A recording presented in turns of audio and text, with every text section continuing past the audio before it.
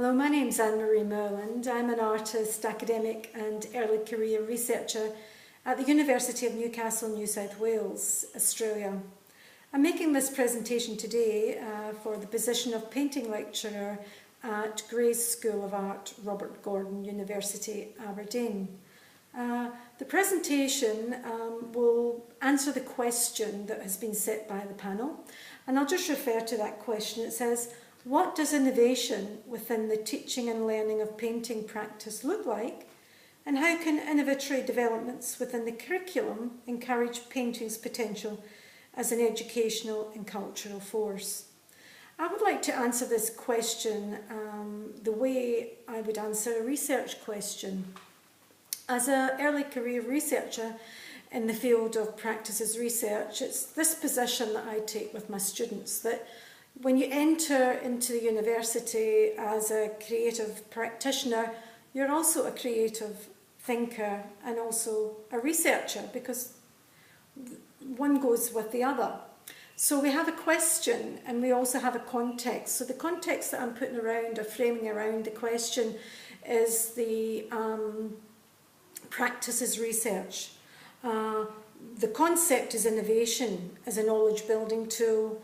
And the subject matter, of course, is painting, its history, its language, its materiality within a contemporary visual context as well. And we're going to be looking at the methodology. Now, the methodology that I'm going to be using is what I refer as a blended learning technology or a blended learning strategy within a flipped studio environment. So I'll explain what I mean by that. So blended learning and the flipped studio, they sort of come together, they're interwoven. Face-to-face learning within the studio context is usually 2 hours face-to-face. And the flipped studio strategy is what we use when we set up scenarios outside the studio for the student to be independent and in control of their own learning using new technologies like Web 2 technologies. We use a blackboard at the University of Newcastle. Students use that to engage with each other and with staff. The staff use it to load content. And the student has, so it's a platform, it's an interface for discussion and for information, sourcing information. We also use blogging forums, blogging sites, we use Facebook, sometimes Twitter, Instagram, Tumblr. And this is about creating a connection between the student on this socially networked culture that we all belong to these days. So blended learning and the flipped studio are interwoven to create a more critical and dynamic environment, because when the student engages in this blended learning, they come into studio time active. They've done the readings, they have done the exercises, they've watched the podcast, they've engaged with each other, they've engaged with me. Any questions that might need to be answered before they come to studio will be answered. So when you come to studio, we're ready for work. It means that discourse, dialogue, engagement, collaboration, active thinking through doing, it makes for such a more dynamic studio experience. And I think that's really important when things are tight in terms of time. So this blended learning and flipped studio, you know, it talks about flexibility also, because we can use these technologies so that, you know, any time of day we can be in touch. It means that we have access to quick and fast knowledge and information, and that's what the students are looking for, because in this socially networked culture, it's all about information exchange and how quickly and how fast you can get it.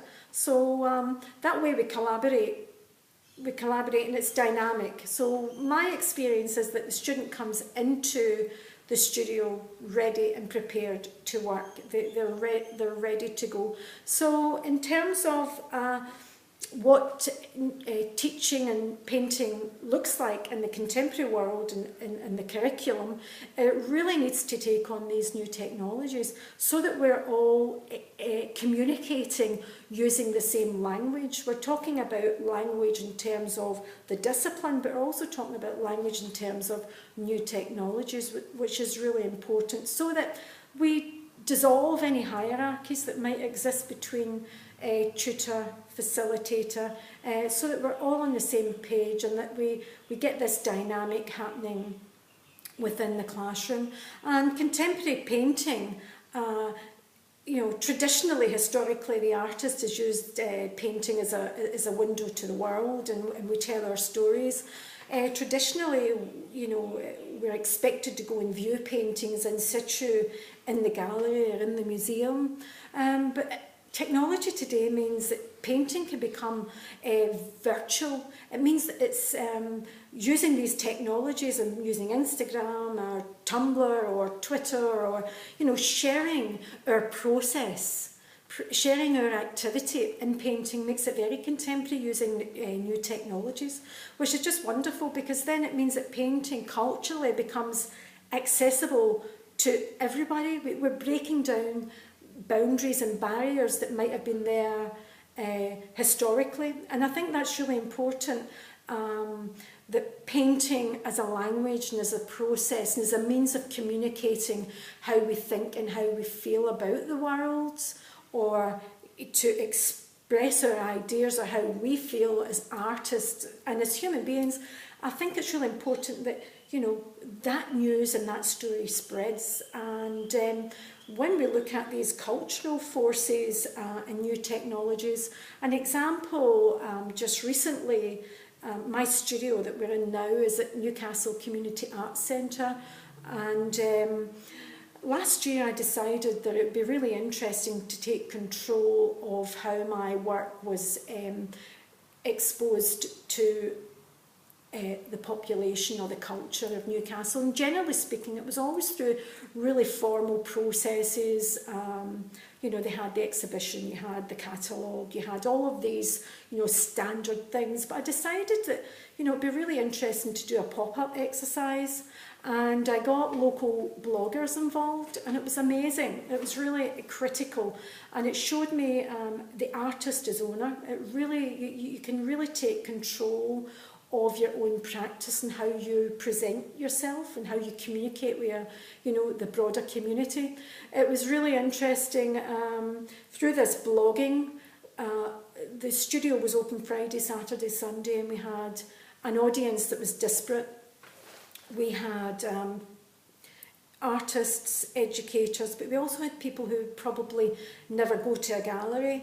And basically what it did, it was great dialogue, great discourse, and I controlled the whole situation in terms of, I presented myself, I could talk to people. People who go into galleries sometimes feel that they don't have the language. So this notion of breaking down barriers is really important, and I think new technologies allow you to do that. And I think, I know that the students really enjoy, for people like myself who might be a wee bit older and never grew up with these technologies, to embrace it and to use it as a form of communication in learning enhances learning, it enhances knowledge production.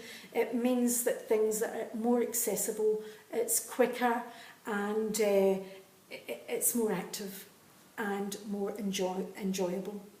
And that's what education is about. It's about sharing and receiving knowledge. So yes, that's my take on the question. I would just like to thank Robert Gordon Gray School of Art for inviting me to present today. It's really great to think that I could become part of your team, an institution that has produced artists such as Callum Innes, and also graduates.